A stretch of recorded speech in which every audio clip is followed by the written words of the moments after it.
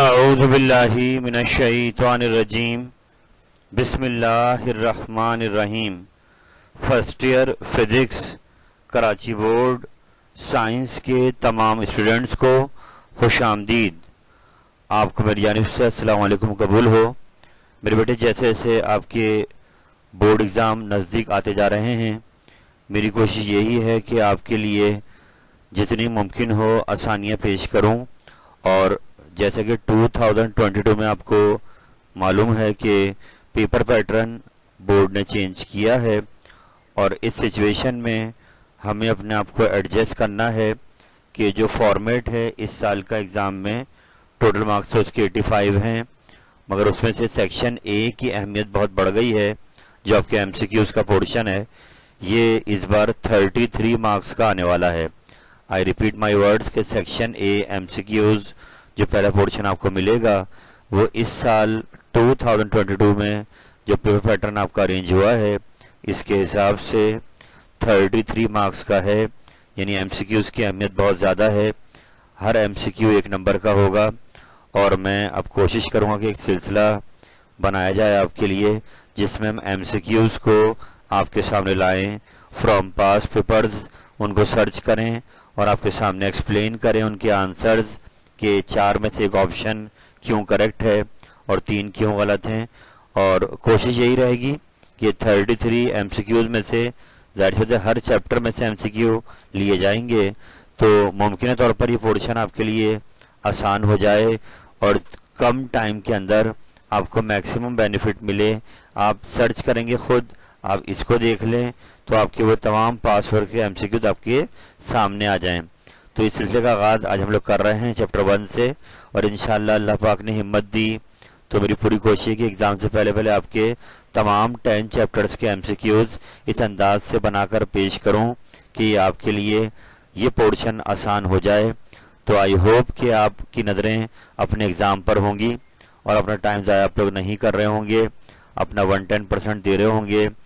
जून में डेट आपके एग्ज़ाम की आ चुकी है, राउंड अबाउट 20th जून या 18 जून से आपके एग्ज़ाम स्टार्ट हो रहे हैं। तो मैं यही कहना चाहूँगा कि अपने वक्त को ज़ाया ना करें और अपने एमसीक्यूज़ के पोर्शन को अच्छा रेडी करें।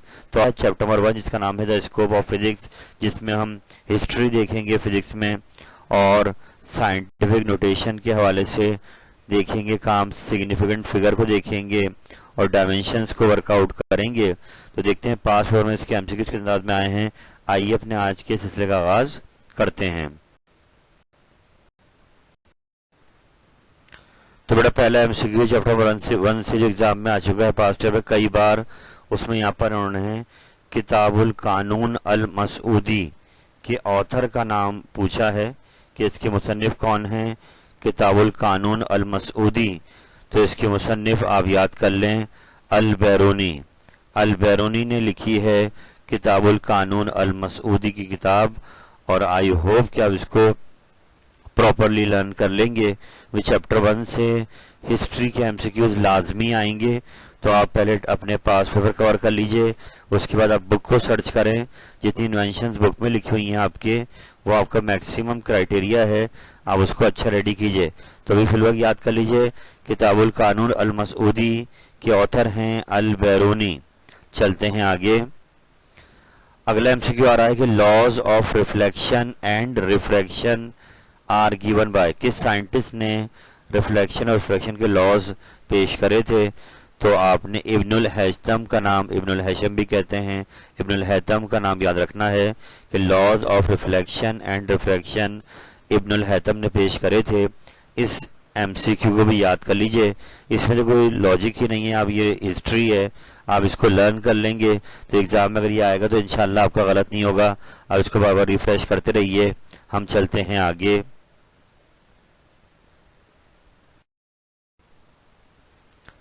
तो बड़े चैप्टर नंबर 1 के अगले एमसीक्यू पे जा रहे हैं और ये रिलेटेड है सिग्निफिकेंट फिगर से। ये चैप्टर 1 में एक टॉपिक आपको दिया हुआ फिजिक्स में कि हमें यहाँ पर नंबर दिए जाएंगे और उन्हें पिक करना है कि उसमें कितने फिगर्स सिग्निफिकेंट हैं। याद रहे केमिस्ट्री में भी आप पढ़ेंगे तो इसको अच्छा रेडी कर लीजिए। मोस्ट पॉसिबली आपका एमसीक्यू यहाँ से भी आ सकता है। तो ये बहुत इजी है कि आप एक्सपोनेंट पे जो पावर लगी हुई है इसको आप छोड़कर बाकी तमाम डिजिट्स को गिन लें, वो सिग्निफिकेंट कहलाएंगे। यानी यहाँ 10 की पावर 4 को छोड़कर 1.20, तो ये तीनों डिजिट क्या होंगे, सिग्निफिकेंट। इसलिए इसका आंसर क्या है, 3। यानी आप बुक में अपने रूल चेक कर सकते हैं, सिग्निफिकेंट फिगर के रूल्स वहाँ पे बुक में दिए हुए हैं। केमिस्ट्री में इसको अच्छा कर लीजिए, ये तीनों फिगर्स क्या होंगे, सिग्निफिकेंट, जो एक्सपोनेंट से पहले होंगे। तो 3 इज द करेक्ट आंसर। हम चलते हैं आगे। बेटा अगला एमसीक्यू सामने आ रहा है यूनिट्स के हवाले से। याद है चैप्टर नंबर 1 में यूनिट्स भी होंगे और आपने केयरफुली उसको रेडी करना है। फिल वक्त हम पास एड्स को देख रहे हैं। Kilowatt hour is the unit of, in kilowatt as you know power का यूनिट है, आर टाइम का यूनिट है, तो पावर इनटू टाइम, तो ये वर्क बन जाएगा, यानी कि एनर्जी। ऑप्शन में वर्क नहीं दिया हुआ, एनर्जी दी हुई है, वर्क एनर्जी एक ही बात है। तो इट मीन्स ये कैसे आया कि आपने पावर का फॉर्मूला था वर्क अपॉन टाइम, उसको अरेंज करा वर्क के लिए, तो टाइम डिवाइड करता हुआ मल्टीप्लाई हो गया, तो पावर का यूनिट क्या हो गया, किलोवाट, और टाइम का क्या हो गया, आर। तो यूँ किलोवाट आर ये आपके एनर्जी का यूनिट है, इसलिए सेकंड ऑप्शन करेक्ट है। इस ब्लैंक को याद कर लीजिए। हम चलते हैं आगे।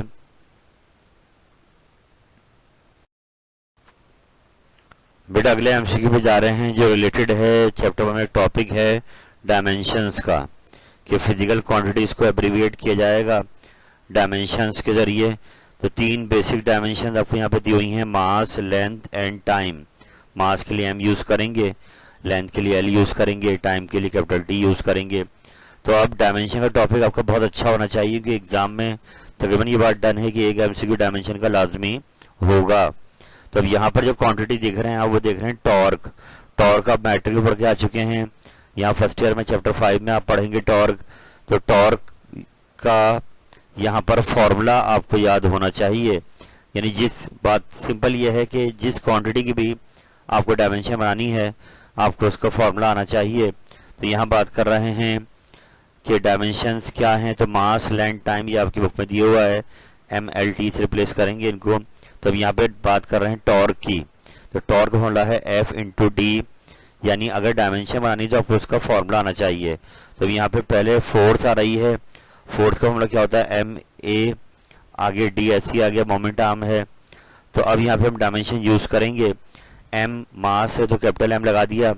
एक्सेलरेशन का फॉर्मूला होता है वेलोसिटी अपॉन टाइम, तो अब वेलोसिटी की डायमेंशन होती है LT-1, एक टाइम से और डिवाइड करा तो ये हो गया LT-2। अभी आप फिलहाल याद कर लें कि एक्सेलरेशन की डायमेंशन क्या होगी, LT-2 कैसे आई, कि इसका फॉर्मूला है वेलोसिटी अपॉन टाइम। वेलोसिटी क्या होता है, डिस्प्लेसमेंट अपॉन टाइम, तो L अपॉन T वेलोसिटी की डायमेंशन हो गई, एक बार फिर टाइम से डिवाइड करा एक्सेलरेशन हो तो ये हो गया LT-2, तो एक्सेलरेशन की डायमेंशन आ गई LT-2। अब आगे मोमेंट आर्म है तो इसको लेंथ में ही मेजर करेंगे, तो इसको हटा के L लिख दिया, और अब 2 L आ गए हैं तो L पे स्क्वायर आ जाएगा, ML² T-2, यानी T की पावर -2। तो ये आपके टॉर्क की डायमेंशन का फॉर्मूला आ गया है, जो सेकंड ऑप्शन में करेक्ट है। आई होप ये आपको समझ में आया होगा कि हमने कैसे बनाई डायमेंशन। आप इसको बार बार दोहराइए। यानी बात की समरी है कि आपको जिस क्वांटिटी की भी डायमेंशन चाहिए आपको उसका फॉर्मूला आना चाहिए या उसके यूनिट्स पता होने चाहिए, उन दोनों की मदद से हम उसके डायमेंशन बना सकते हैं। चलते हैं आगे।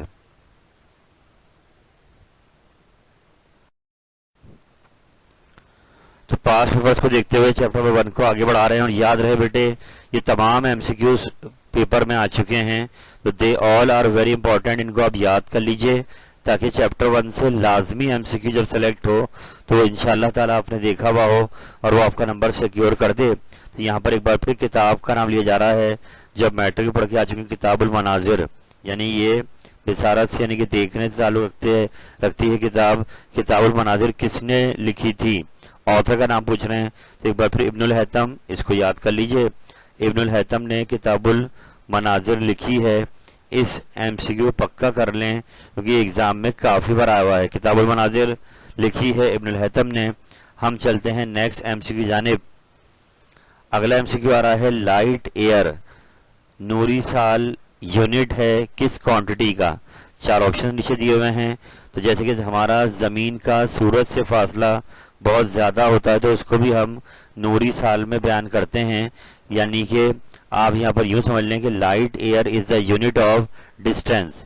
जहाँ पे बड़ा डिस्टेंस हमें शो करना होता है वहाँ पे हम लाइट एयर का यूज़ करते हैं। तो ये ब्लैंक काफ़ी बार आ चुकी है, light air is the unit of distance, इसको याद कर लीजिए। हम चलते हैं आगे। तो आइए चैप्टर नंबर 1 को आगे बढ़ाते हैं और हमारी कोशिश ये है कि हर वो एमसीक्यू जो पास्ट ईयर में आया है वो आपके सामने आ जाए और आपको लॉजिक देकर समझाया जाए। तो एक बार फिर डायमेंशन से कनेक्टेड एक एमसीक्यू आ गया कि ग्रेविटेशनल कांस्टेंट कैपिटल जी आपने चैप्टर 6 में देखा है, मैट्रिक में भी देखा है, न्यूटन लॉ ऑफ ग्रेविटेशन में। तो यहाँ पर ये ग्रेविटेशनल कांस्टेंट की डायमेंशन मांग रहा है। तो एक बार फिर वही बात कि कैपिटल जी जिस फॉर्मूले में आता है हमें वो फॉर्मूला याद आना ज़रूरी है। तो सबसे पहले तो यहाँ पर याद रखें कि एक तो आपने ये फॉर्मूला चैप्टर 6 में पढ़ा है फर्स्ट ईयर में, स्मॉल जी का फॉर्मूला एक्सेलरेशन टू ग्रेविटी का फॉर्मूला है कि capital G mE upon RE square. तो इसमें कैपिटल जी आ रहा है। इसके अलावा न्यूटन का जो अपना लॉ ऑफ ग्रेविटेशन है F equal to G m1 m2 upon R square, उसमें भी कैपिटल जी आता है। तो आप इन दोनों फॉर्मूले से कैपिटल जी की डायमेंशन बना सकते हैं। अभी हम इसी को ले लेते हैं जो सामने लिखा हुआ है, इसको हमने अरेंज कर लिया कैपिटल जी के लिए। RE square radius of earth divide था, वहाँ आके मल्टीप्लाई हो गया और मास अर्थ का मास से नीचे आके डिवाइड हो गया, जो कैपिटल जी के लिए अरेंज हो गया है पूरा फॉर्मूला। अब हम इनके डायमेंशन यहाँ पे यूज करेंगे क्योंकि स्मॉल जी कहलाती है एक्सेलरेशन टू ग्रेविटी। तो यहाँ डायमेंशन एक्सेलरेशन की आ गई LT-2। आगे रेडियस है, लेंथ में मेजर करेंगे, रेडियस पे स्क्वायर आ रहा है तो L पे स्क्वायर आ गया, डिवाइड में मास है। तो अब डिवाइड वाले मास को ऊपर ले जाएंगे, नीचे पावर +1 है, ऊपर जाके -1 हो जाएगी, L पे क्यूब हो गया और T-2। कैपिटल जी की डायमेंशन आपके सामने आ गई और ये थर्ड ऑप्शन आपका करेक्ट कहलाएगा कि इसमें ये कैपिटल जी की डायमेंशन सही बनी हुई है। आई होप ये आपको समझ में आया होगा। इसके अलावा आप अपने न्यूटन लॉ से भी कैपिटल जी की डायमेंशन बना सकते हैं और वह आखिर में आंसर यही बनाएगी। तो दोनों से करें, एग्जाम में आपको सोल्यूशन शो नहीं करना है, डायरेक्ट आपको आंसर चाहिए। तो आई होप ये एमसीक्यू क्लियर हो गया होगा। कैपिटल की डायमेंशन कैपिटल जी की आपके सामने आ गई है। हम चलते हैं आगे।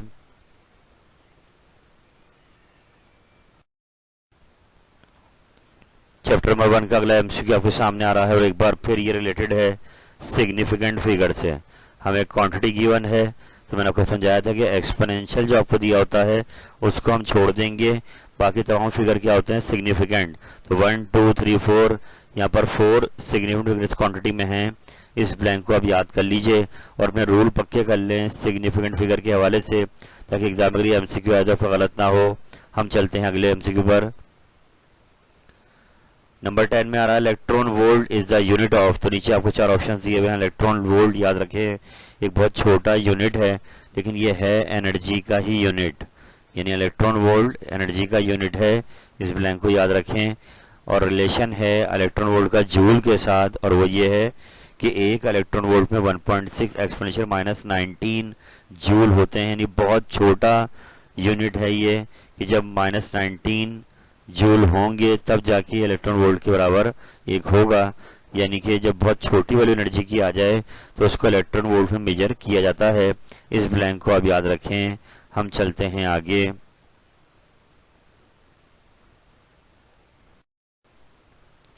चैप्टर नंबर 1 का पास्ट पेपर का अगला एमसीक्यू आपके सामने आ रहा है और इसको पढ़ लेते हैं कि मेडिकल फील्ड से रिलेटेड है।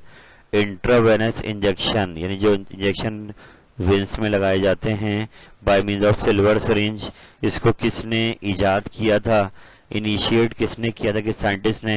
याद रखिए बेटा मेडिकल फील्ड से रिलेटेड जो एमसीक्यूज हैं उनमें इब्ने सीना की वर्किंग बहुत ज़्यादा है। तो इंट्रावेनस इंजेक्शन भी इन्होंने दरियाफ्त किया है, इब्ने सीना। सिल्वर सिरिंज की वजह से आप इसको यूज़ करें, तो ये इब्ने सीना की इन्वेंशन है, इसको याद रखिए। हम चलते हैं नेक्स्ट पर। Value of gravitational constant capital G. तो मैट्रिक का एमसीक्यू है कि कैपिटल जी की वैल्यू जो पढ़ते हैं आप 6.67 एक्सपोनेंशियल -11 न्यूटन मीटर स्क्वायर पर किलोग्राम स्क्वायर, ये किसने डिटरमाइन करी थी, किस साइंटिस्ट ने। तो कैवेंडिश, मैट्रिक से याद कर लें इसको। कैवेंडिश ने वैल्यू ऑफ जी बनाई है पहली बार। तो आई होप ये दोनों एमसीक्यू आपको याद रह जाएंगे। हम चलते हैं अगले पेज पर। बेटा अगला एमसीक्यू आपके सामने आ रहा है और एक बार फिर रिलेटेड है सिग्निफिकेंट फिगर से। क्वांटिटी गिवन है और एक बार फिर वो रूल कि एक्सपोनेंट जो है वो काउंट नहीं होंगे, बाकी तमाम फिगर्स क्या होंगे, सिग्निफिकेंट। तो 1 2 3 4 सिग्निफिकेंट फिगर यहाँ पे इस क्वांटिटी में हैं। आई होप रिफ्लेक्शन में आ गई होगी। हम चलते हैं अगले सवाल पर। अगला क्वेश्चन भी हिस्ट्री से रिलेटेड है और जब तक ये आपने पढ़ा हुआ नहीं होगा एग्जाम में आप सही नहीं कर पाएंगे, तुक्का ही मारेंगे। तो मैं चाहता हूं कि आपको तमाम ब्लैंक्स पक्की याद हों। Screw and lever were invented by Archimedes, इसको याद कर लीजिए। स्क्रू और लीवर को किसने दरियाफ्त किया, आर्शिमीदस साइंसदान का नाम याद रखें। हम चलते हैं अगले पेज पर।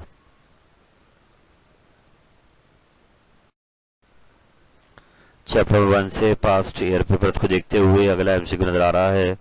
काइनेटिक एनर्जी की डायमेंशंस मांगी जा रही हैं। जैसे मैंने शुरू में आपसे कहा है कि जिस क्वांटिटी की डायमेंशन चाहिए आपको उसका फॉर्मूला आना चाहिए। तो काइनेटिक जो फॉर्मूला मैट्रिक्स से पढ़ते हुए आ रहे हैं, हाफ एम वी स्क्वायर। तो याद रखें डायमेंशन बनाते वक्त जितने भी कॉन्स्टेंट्स होते हैं, नंबर्स, ये इग्नोर कर दिए जाते हैं। नहीं, हाफ को यहाँ से फिर भी हटा देंगे तो बाकी आप देख सकते हैं यहाँ पे मास आ रहा है एम, एम की पे आ गया कैपिटल एम, अंदर वेलोसिटी आ रहा है उस पर स्क्वायर लगा, तो वेलोसिटी क्या होती है एल टी पावर -1। तो इसके ऊपर स्क्वायर लग गया है क्योंकि वी पे स्क्वायर है, एम ऐसे ही आ गया। अब ये स्क्वायर जब लग करेंगे तो एल पे स्क्वायर आ गया, टी पे -1 पावर पहले से है, 2 स्क्वायर वाला आकर मल्टीप्लाई होकर इसको -2 कर देगा। तो एम एल स्क्वायर टी -2 ये काइनेटिक की डायमेंशन है और इस सेकंड ऑप्शन आपका करेक्ट है। इसको आराम से आप देखिए। हम चलते हैं आगे।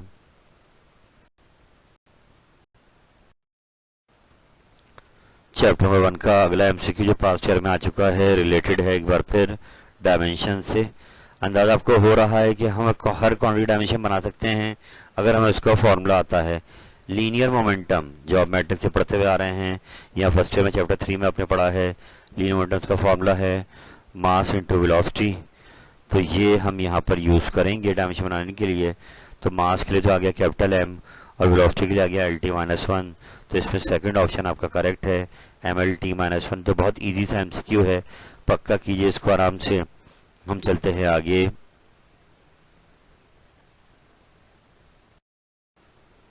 Chapter number 1 past year paper में से अगला सवाल आपके सामने आ गया है कि नोबेल प्राइज फिजिक्स में अवार्ड किया गया है किस पाकिस्तानी साइंसदान को।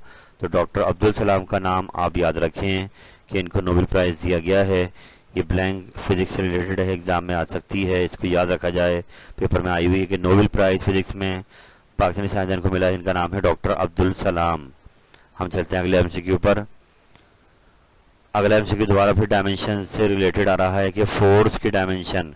तो एज यू नो फोर्स का फॉर्मूला है मास इंटू एक्सेलरेशन। तो मास के लिए कैपिटल एम आ गया और आगे एक्सेलरेशन की डायमेंशन आ गई एल टी -2। आप देख भी सकते हैं फोर्स का फॉर्मूला है F equal to M A, M की अब तक कैपिटल एम आया और एक्सेलरेशन की जगह आ गया एल टी पावर -2। तो M L T power -2 last option में लिखा हुआ है। तो ये फोर्स की डायमेंशन है, आप इसको बार बार दोहराइए। हम चलते हैं आगे।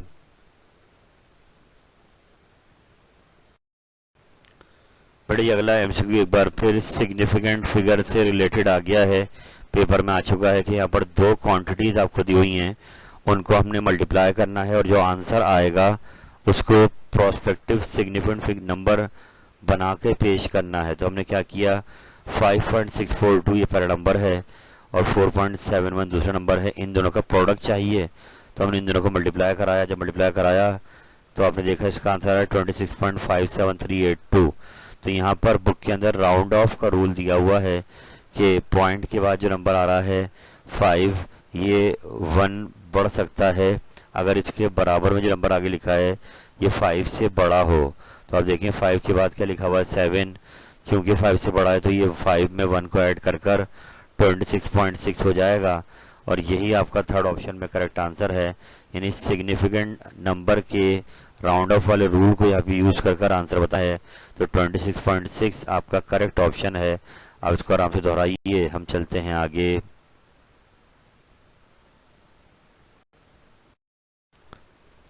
चैप्टर 1 के काम को आगे बढ़ाते हैं। एंगुलर मोमेंटम जो चैप्टर 5 में आप पढ़ चुके हैं फर्स्ट ईयर में, इसकी डायमेंशन यहाँ पर मांगी जा रही है।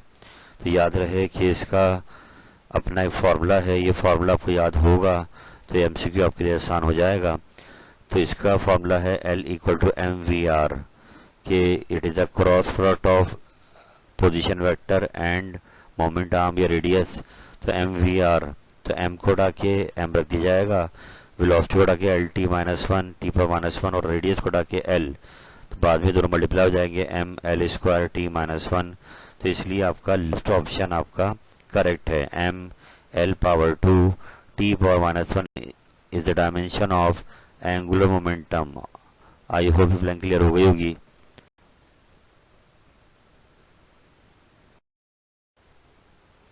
चैप्टर 1 में ये एक एमसीक्यू आपके सामने आ रहा है जो लेटेस्ट ईयर में आ चुका है, और यहाँ पर ये रेशियो मांग रहा है capital G upon small G, यानी कि gravitational constant and acceleration due to gravity के डायमेंशंस की रेशियो यहाँ पर मांगी जा रही है। तो इसके लिए मैं सजेस्ट करूँगा कि हमने ऊपर एक एमसीक्यू किया था जहाँ पे हमने कैपिटल जी की डायमेंशन बनाई थी, वो डायमेंशन हम यहाँ पे डायरेक्ट यूज़ करते हैं। डायमेंशन ऑफ कैपिटल जी आप ऊपर जाके देख लीजिएगा बैक करके वीडियो को, कि इसमें M power minus one L cube T minus two आई थी कैपिटल जी की डायमेंशन। ऐसी स्मॉल जी तो आपको पता ही है, एक्सेलरेशन टू ग्रेविटी है, तो L T power minus to उसकी डायमेंशन हो गई। तो कैपिटल जी की डायमेंशन ऊपर रखी जाएगी, स्मॉल जी की नीचे रखी जाएगी, और इन दोनों डायमेंशंस को डिवाइड किया जाएगा। तो कैपिटल जी के ऊपर आ रहा है तो ऊपर रख दी गई M power minus one L cube T minus two, small G नीचे आ रहा है तो नीचे रख दी गई L T power minus two, और अब यहाँ पर एम एक ही है तो एम माइनस वन तो ऐसे ही आ गया, एल क्यूब ऊपर है एक एल नीचे है, तो दो पावर बच जाएंगी, एक पावर एल की कैंसिल हो गई एल स्क्वायर, और टी माइनस टू से टी माइनस टू पूरा ही कट जाएगा, तो टी की पावर सिर्फ जीरो लगे, इनके वन रह गया। तो अब देखना ये कि हमें जो दिए ऑप्शन में से आप देखें लास्ट ऑप्शन यही है, M power minus one L square T zero, तो यही ऑप्शन अब करेक्ट आंसर है। तो आई होप ये एमसीक्यू क्वेश्चन में आ गया होगा। अब इसको आराम से दोहराइए, हम चलते हैं आगे। थोड़ा यहाँ पर एक डायमेंशन मांगी जा रही है क्वांटिटी की, जो कि है एंगुलर वेलोसिटी। ये आपने चैप्टर नंबर 4 में पढ़ा है फर्स्ट ईयर में। एंगुलर वेलोसिटी का सिंबल होता है ओमेगा, और इसका फॉर्मूला है थीटा अपॉन टाइम, यानी एंगुलर डिस्प्लेसमेंट अपॉन टाइम। तो आइए ओमेगा का फॉर्मूला यूज किया गया, angular displacement theta upon time, और थीटा आपको पता है कि डायमेंशन लेस है, क्वांटिटी है, तो थीटा की जब हमने खाली वन रख दिया कि थीटा की पावर जीरो, तो वन ही है, और टी को हमने कैपिटल टी से रिप्लेस कर दिया, ये वाला टी ऊपर जाके पावर माइनस वन हो जाएगी। तो इट मीन्स ओमेगा की डायमेंशन बन रही है टी पावर माइनस वन, जिसको आप, क्योंकि जवाब में उन्होंने एम और एल को भी यूज किया हुआ है, तो एम पे पावर जीरो लगा लें, गायब हो जाएगा, वन बनेगा, एल पावर जीरो भी वन बनेगा, और टी पावर माइनस वन तो आपका आंसर आ ही रहा है। तो इसलिए third option is the correct answer, ये बराबर है टी पावर माइनस वन के, और यही है ओमेगा की डायमेंशन। तो इसको आराम से दोहराइए।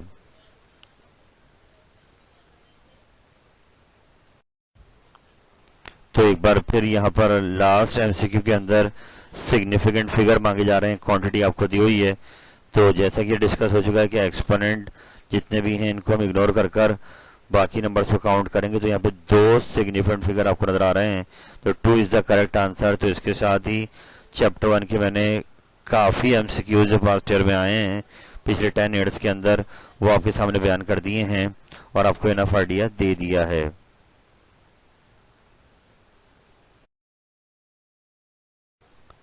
अल्हम्दुलिल्लाह रब्बिल आलमीन, अल्लाह ताला की दी हुई अता से मैंने आपके सामने आज चैप्टर नंबर 1 का आगाज़ कर दिया है।